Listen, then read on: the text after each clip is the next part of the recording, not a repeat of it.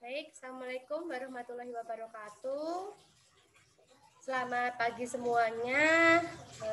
Nah, di sini kita akan membahas ya mata kuliah di ilmu wilayah ini. Ya, sebelumnya melanjutkan dari materi yang sebelumnya. Nah, ini kita masuk ke materi yang ketujuh. Baik, saya coba share dulu ya untuk materinya.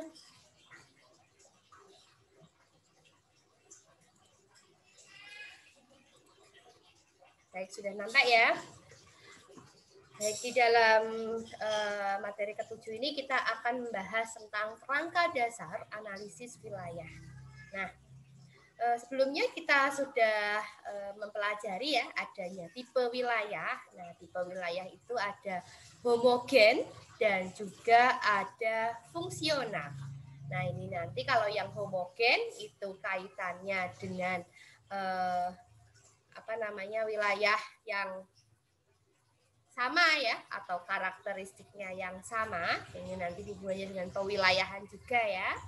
Lalu fungsional ini kaitannya karena heterogenitas sehingga saling melengkapi satu sama lainnya. Nah, keduanya ya homogen dan fungsional ini nanti terkait dengan apa yang disebut sebagai region planning ya atau wilayah perencanaan dan region program ya. Nah, atau program perencanaan ya. Jadi ini hubungannya dengan program pembangunan. Nah, oke. Nah, keterkaitan antar wilayah ini itu disebut sebagai intraregion dan interregion. Jadi ada dua. Nanti terkait dengan analisis yang akan kita lakukan ya, istilahnya yang disebut sebagai analisis wilayah ya. Nah, ini kita harus mengetahui nih intraregion itu apa, interregion itu apa. Baik, di dalam struktur wilayah kita mengenal intraregion dan interregion. Intraregion ini adalah komposisi di mana ini didasarkan pada kesamaan kriteria ya. Jadi dicari ya kesamaan kriteria. Jadi ini unsurnya adalah homogenitas. Nah, ini contohnya pemanfaatan ruang di mana melihat adanya kriteria ekonomi misalnya ya. Jadi misalnya di situ wilayah perdagangan atau wilayah industri ataupun dilihat dari karakteristik sosialnya. Nah, atau wilayah yang dilihat dari karakteristik fisiknya, misalnya daerah wilayah pesisir ya, itu. Nah, ini jadi pemanfaat ruangnya ini dilihat dari kriteria-kriteria itu ya. Nah, ini disebut sebagai intraregion di mana komposisi atau kesamaannya kriterianya adalah sama atau homogen. Nah, interregion di sini contohnya yaitu jaringan didasarkan pada adanya keterkaitan antar wilayah atau mengaitkan node yang satu dengan node yang lainnya atau pusat pertumbuhan yang satu dengan pusat pertumbuhan yang lainnya. Nah, contohnya ini struktur ruang di mana ini melihat keterkaitan antara pusat dan juga daerah pinggirannya atau center periphery dan juga itu hierarki sifatnya ya atau berjenjang ya. Dan di mana wilayah tersebut memiliki keterkaitan secara fungsional. Misalnya di daerah periferinya fungsinya sebagai wilayah yang menyuplai bahan mentah ya atau bahan baku di mana pusat kegiatan ini untuk fungsinya untuk menggerakkan ataupun untuk wadah segala aktivitas yang ada di situ. Nah, gitu. Nah, saya contohkan ya untuk gambarnya. Nah, ini seperti ini ya. Jadi region ya, regional structure ya. Ini ada natural system ya atau bisa disebut sebagai resource ecosystem dan di sini sebagai adanya ekonomi ya sosial ekonomi misalnya ada population, ekonomi, society. Nah, untuk natural system ini terdiri dari vegetation, fauna, soil ya. Lalu ada water, climate ya. Nah, Lalu di sini ya adanya unsur ekonomi, social culture, politik, sistem. Ya ini saling terkait satu dengan yang lainnya. Ini membentuk ya berinteraksi satu sama lain membentuk regional structure. Nah, di sini ya digambarkan ini ada faktor-faktor pembentuk struktur wilayah ya di mana ini ada struktur wilayah adalah adanya penampakan interaksi multifaktor ya, adanya faktor ekonomi, sosial, culture, politik, geografi ada di sini ya. Nah, ini membentuk adanya human process ya. Jadi membentuk adanya regional structure di situ. Nanti itu juga ada memiliki hubungan dengan keruangan atau regional, ada pola ya ataupun istilahnya yang terbentuk ya dari misalnya aktivitas ekonomi ya, pola dari aktivitas ekonomi atau pola dari kehidupan penduduk itu sendiri ya. Nah ini jadi di dalam wilayah itu. Nah nantinya kesemuanya ya. Nah, jadi kenampakan ada struktur ekonomi, sosial, struktur pemanfaatan ruang ya. Ini jadi ada interaksi multifaktor tadi ya. Nah, ini membentuk hubungan atau relationship ya antara satu dengan yang lainnya. Ini bisa disebut spatial atau regional structure ya, membentuk adanya influence human process. Jadi perpindahan ya, perpindahan baik itu barang, apa itu informasi ya. Nah, ini. Jadi ada perpindahan aliran ya. Nah, itu. Jadi ini semua ya membentuk kesatuan ataupun aliran seperti ini ya. Jadi nanti dari faktor ekonomi, sosial, culture, politik dan juga ada geografi ya, unsur fisiknya ini istilahnya berinteraksi satu sama lain ya. Ini ada human process di situ misalnya dari segi kenampakan fisiknya, maka di situ mata pencaharian yang cocok apa gitu ya.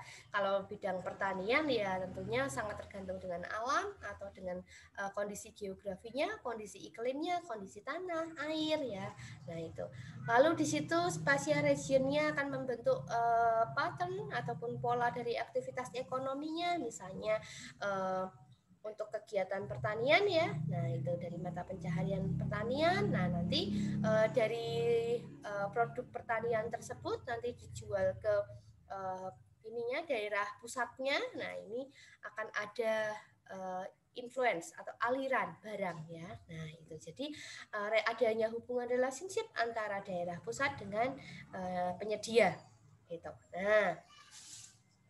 Nah, ini seperti ini ya untuk gambarnya, dimudahkan dengan gambar antara daerah inti dengan daerah pinggiran. Nah, ini daerah intinya, ini daerah pinggirannya, ya seperti plasma, ini ada inti sel ya. Nah, ini ada plasmanya ya sebagai penyuplai dari daerah inti.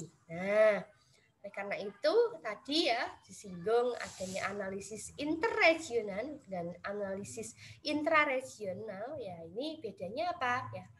Nah, ini dasar analisis wilayah ya.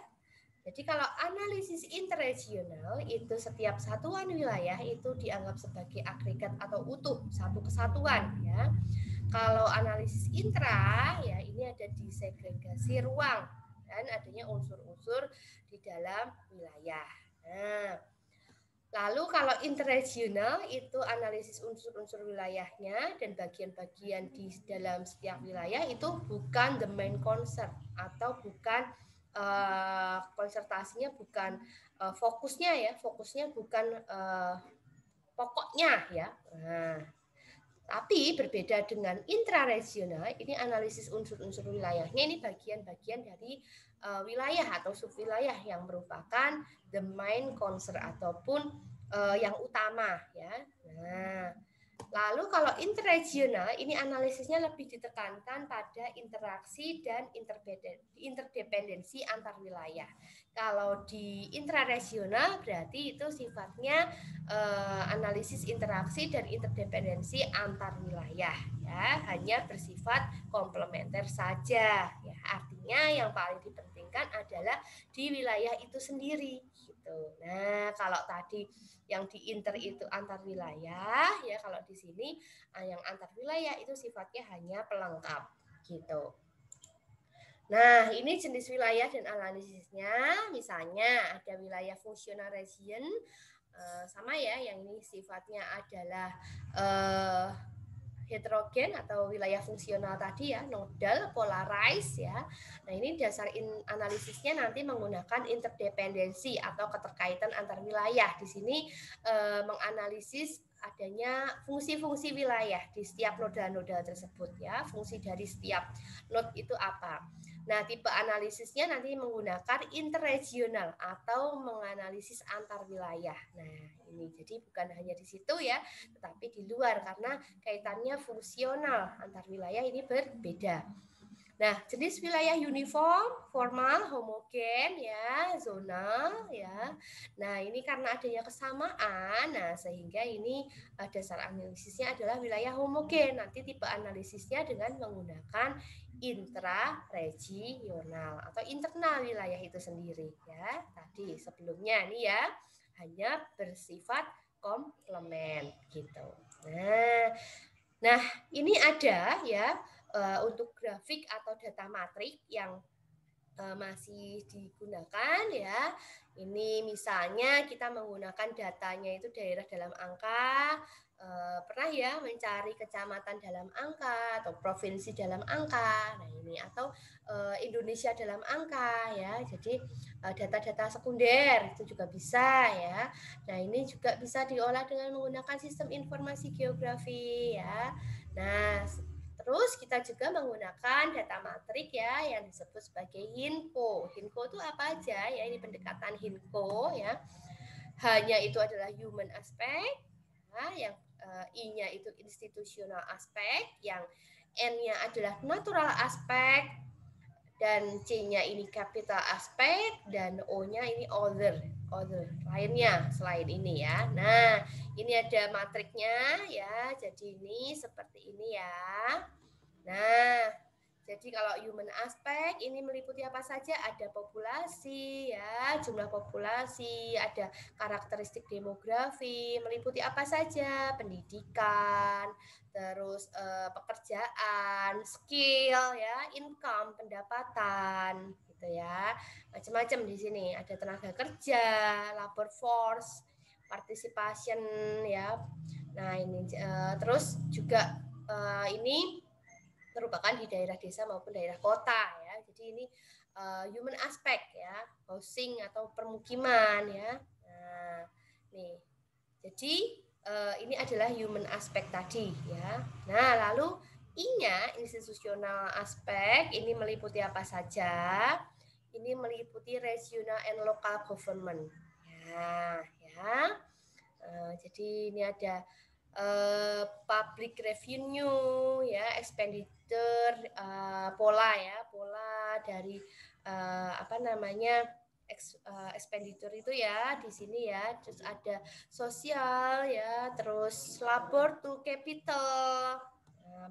Jadi tenaga kerja ya, ataupun juga dengan modal ya, modalnya gitu. Terus ada bisnis institution yang istilahnya institusi bisnis. Nah, ini masih banyak lagi ya, termasuk land ownership pattern, jadi pola kepemilikan lahan. Nah, itu. Ini merupakan institusional aspek. Lalu yang ketiga, ini ada natural aspek ya. Ada penggunaan lahan ya, pola penggunaan lahan, ada mineral resource yang ada di situ ya, ada apakah itu air, ada tanah ya, topografinya itu ya, ataukah itu merupakan daerah rawan bencana ya, daerah yang rentan ya, hazard ya, kerentanan ya. Nah, itu ini merupakan natural aspect. Lalu yang keempat ini ada capital aspect ya, yang merupakan modal itu apa saja sih ya? Di sini ada infrastruktur. Nah, infrastrukturnya ada land use potensial, jadi penggunaan lahan yang potensial untuk apa? Terus transportasi yang ada, misalnya yang dari jalan ya, kualitas jalannya gimana ya, apakah sudah halus atau belum, bisa dilalui oleh kendaraan roda 4 atau tidak ya. Terus komunikasi ya, nah itu. Nah, ini semuanya merupakan capital aspek. Dan ini ada aspek yang lainnya, ya selain dari itu ya ada development plans atau planning. Ini adanya perencanaan ya pemerintah ya. Terus adanya mungkin energi resource yang ada di situ ya. Nah, ini macam-macam ya. Adanya mungkin kalau hambatan di dalam situ mungkin adanya development problem ya. Jadi mungkin adanya permasalahan dari pemerintahan yang istilahnya berpotensial ya. Jadi ini ada macam-macam yang bisa istilahnya digunakan ya untuk sebagai matrik ya untuk menganalisis dari suatu wilayah. Nah, ini digunakan ini tadi pendekatan HINCO. Ya, itu tadi materi hari ini ya untuk kita mempelajari ilmu wilayah di materi ke-7 kita berbicara tentang kerangka dasar analisis wilayah. Jadi yang perlu disiapkan sebagai kerangka dasar itu apa saja sebelum kita melakukan analisis wilayah gitu ya. Baik, mungkin itu tadi materi dari saya. Saya akhiri, kurang lebihnya mohon maaf jika ada pertanyaan. Silahkan bisa chat melalui WhatsApp saya ya. Baik, saya akhiri untuk hari ini. Selamat pagi. Wassalamualaikum warahmatullahi wabarakatuh.